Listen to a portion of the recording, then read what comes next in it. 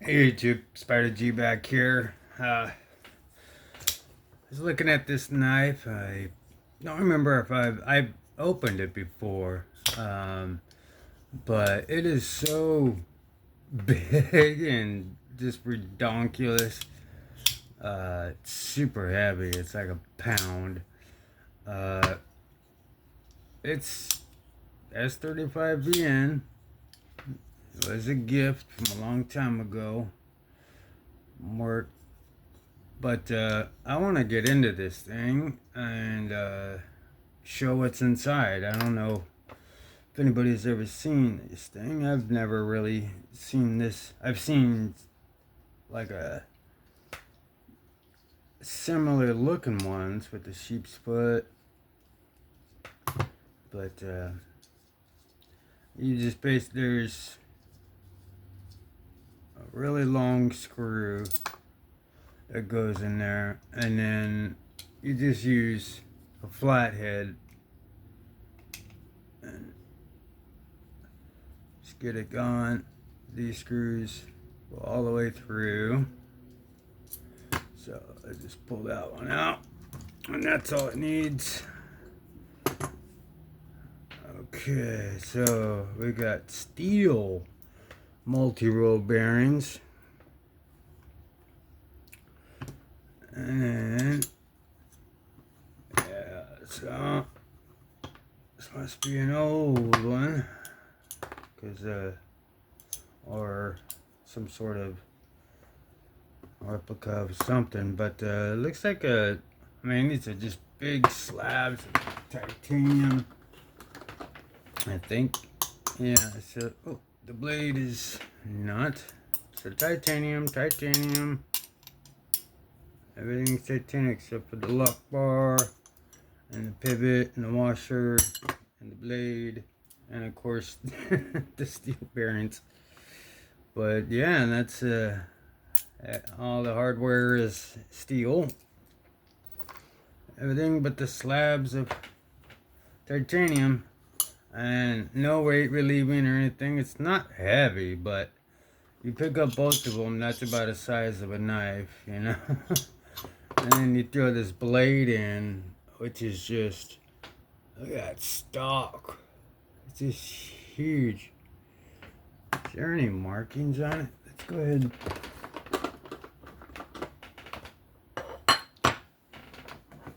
Let's go ahead and sort of clean this while I'm here. Just at least see if I can see any branding or marking or what the heck this is. All I see is s35vn right there. You could kind of see it. I don't know if it is or not. I don't see any branding or anything else. Just the track, internal stop pin.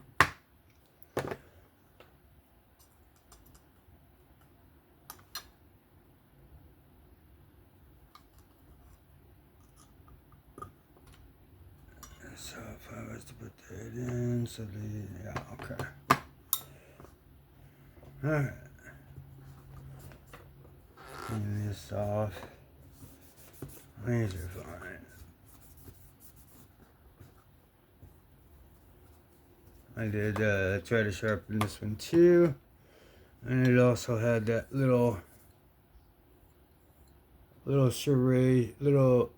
striation from the, because I've never cut with this. But that's from the angle finder from the build-up. You gotta make sure you clean the angle finders from any build-up, because it will scratch. It has scratched a couple of knives. I mean, it's not like telling a lie or anything. I mean, it's exactly what happens. It's exactly what happened. Is the steel, the grind that gets on those angle finders, and if you're pressing down on them and using that to go across, that those diamonds will cut into that blade and then just leave those ugly scratches. And then you gotta explain it's never been used, but yet you have the scratches. But I don't know if I'll sell this one. This one's kind of like comical. And I like big knives too, so. But we're gonna go ahead and lubricate these bearings up.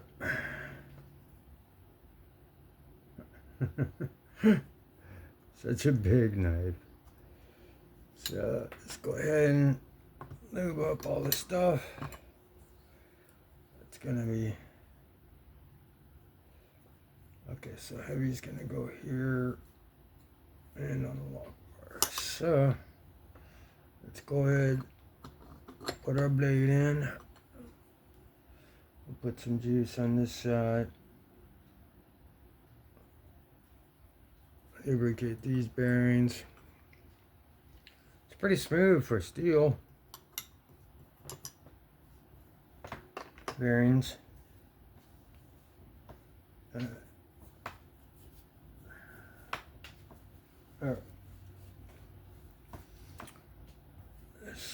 Let's put the KPL original away.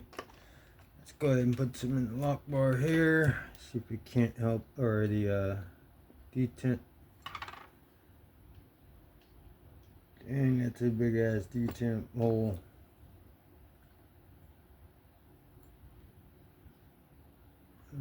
Some right on the.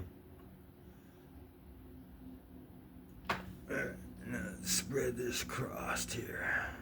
Get that.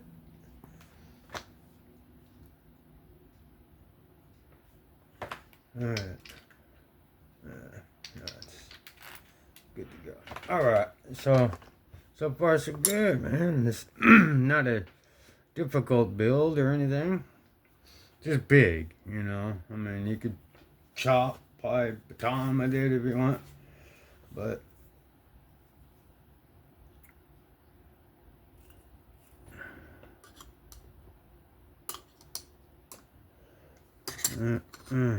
yeah, duh. All right, so let's put in what I gotta do. So I gotta lift this up. This goes in on this side, cause everything's gonna go down. All right, so let me make sure my pillar is in play. And if I could kind of put the screw in at the same time, it'll go through to the other side, so I can line up the pivot. And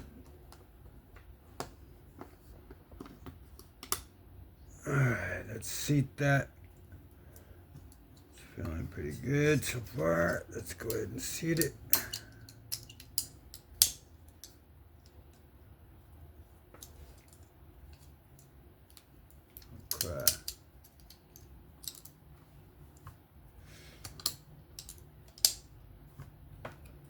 Okay, let me do something real quick. It's a little different than your average knife. I gotta get this. Okay, let me do something here. Let me tighten up the back here, because I need that pillar to stay. I need you guys to just be snug for a second. Alright, now I can move the top end around. Excuse me. Alright, so once it's seated, it'll go right back to centered. That's pretty flush. Now the screw will go in relatively easy. Big ass pivot screw. Big gonna stop in too. Gotta have that. Okay, so I just kind of tightened it for a second here. Let's see how we're doing. Alright. Not bad. Alright, so let's go ahead and tighten this up. Snug. Everything's good there. No jimping on that flipper tab, so I keep slipping off it. So I just use that or the thumb flick. That blade is heavy as all hell. So let me see. I am pretty centered. Let me see something. Yeah, there's some slight blade play, so like barely. Just knock it right up, and then let's get it past that heavy. Good, and I give it the best possible chance. Boom. Pretty much dead centered. Let's see if I need to either tighten it or back it up. Which way are you going? Okay, so. Okay. What do you think? Is it centered? Try to see if I can get it right on. I'm looking like right here. Is it kind of going that way?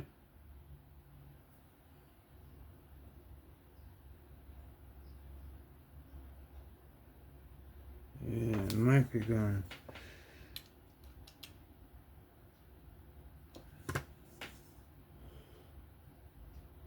Okay. There we go. Dead nut. Centered. Just had to back it off a little bit. Slippery. No blade play. Up and down, left and right. Looking good.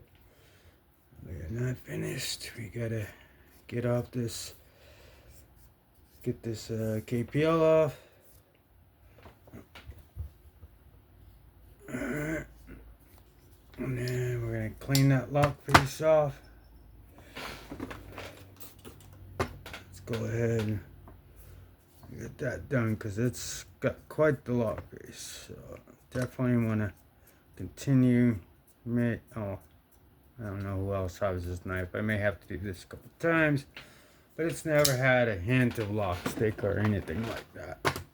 It's always been good. The only time is before it dries.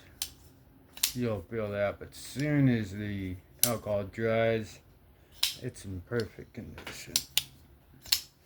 So, look at that thing. It's pretty cool, huh? With that blade shape. Pretty cool pocket clip. Quite the tension, but it's riding on this rather than the lock bar. You could kind of see that. It's not really hitting, it's uplifted. Its lockup is about 30%, and it kind of has a pretty good angle on when your lock bar is being pushed and you're really using a hard use. That ramp, that lock face is at that angle, so you're not going to push it over to 100% without a struggle from a pushback from that lock frame lock. But yeah, that was a pretty cool little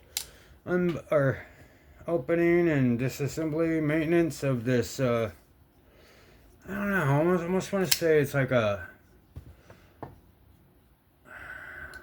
something buster or some sort of like sheepdog,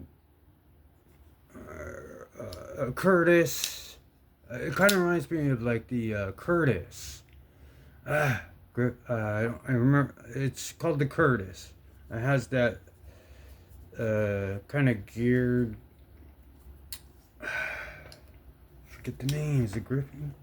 I don't know, but it's the Curtis. That's what it's kind of reminding me of. Sheepdog vibe. I